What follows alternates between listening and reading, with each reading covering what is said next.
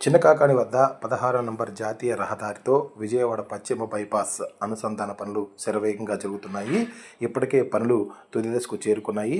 జనవరి 1వ తేదీ నుంచి హాయిలాండ్ వద్దనున్న అండర్ పాస్ నుంచి విజయవాడ వెస్ట్ బైపాస్లోకి వాహనాలను అనుమతించేందుకు అధికారులు శరవేగంగా ఏర్పాట్లు చేస్తున్నారు.